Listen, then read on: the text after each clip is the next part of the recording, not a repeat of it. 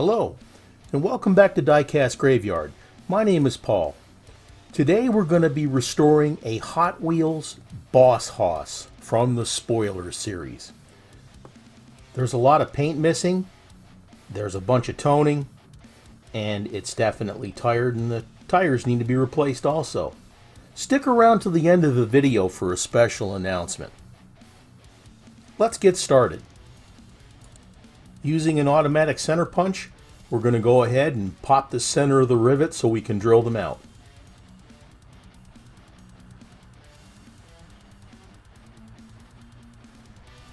From there, we're going to go ahead and drill out that post. Only going to go down just a little bit though, because in the front of these spoilers cars, the post is very shallow, so you have to be careful. So be careful not to drill too deep initially when you're trying to drill out the post.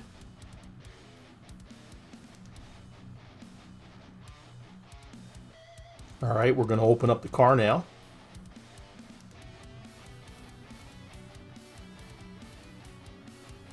Let's inspect the parts.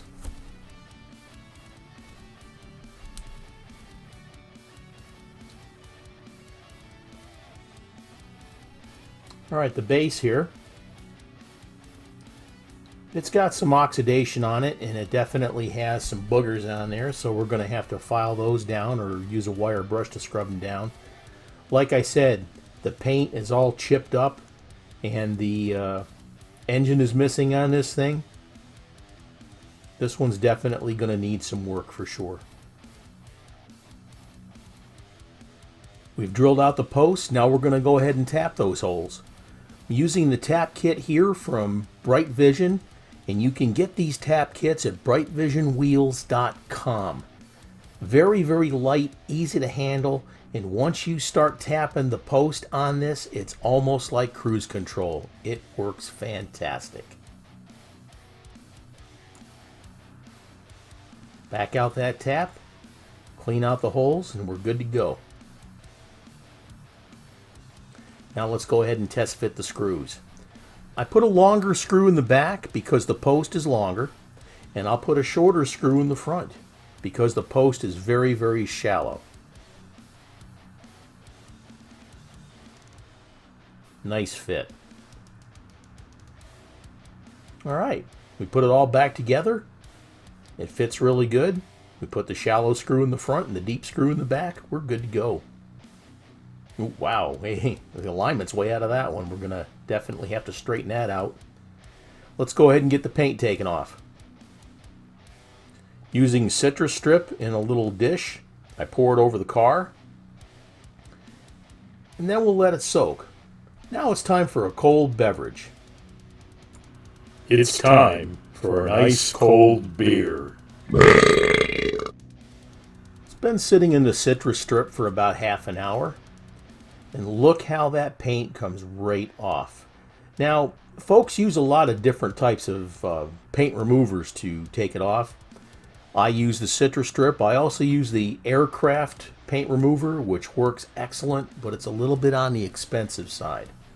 But it's one of the best things out there. You can get that mostly at any local automotive store or any automotive paint shop. It's good stuff. Now I'm going to use a Scotch-Brite pad to take away a lot of the toning off the body. I'll just rub it back and forth, and a lot of the toning will disappear without really getting into the heavy sandpaper. I'll do it on the top, I'll do it on the sides, the back and the front if it allows me to. Now the secret to a really, really good finish is how well you prep the body. As long as you get the toning, the scratches, the pits, and all that off your car, it will turn out nice when you buff it to a high shine. Trust me on this one. Now it's time to buff it out. Here I'm using some Flitz polish in my Dremel, and we're going to go ahead and polish it up. Like I said, the better you prep the body, the better your paint job is going to be. Now, if you're just using straight up opaque enamel, where you're not going to see the shine through here, then you just need to smooth it out.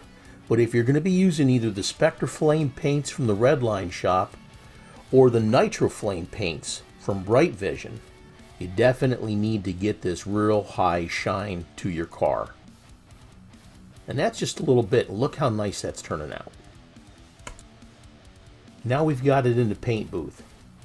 Here we're going to put a very, very light coat around the entire car.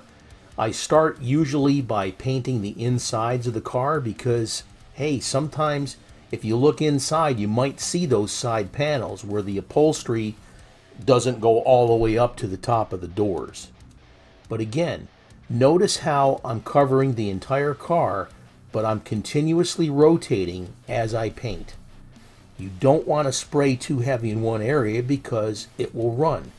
Now, this light coat is what's called a tack coat. And this is what you put down first, and then you're going to give it a little bit of time to dry. Waiting for the paint to dry. Well, we've given that some time to set up. Now we're going to go in and put a few more light coats on, and then we're going to give it some good heavy wet coats. Just be careful as you do this because you definitely don't want your paint to run. If you get runs in it, you're going to have to strip it and redo it again. Just keep rotating as you paint. This part here is one of the most frustrating, but when it turns out nice, it's also one of the most rewarding parts of building your car or restoring your car. Keep moving. Keep painting, keep moving. Don't let it get saturated wet.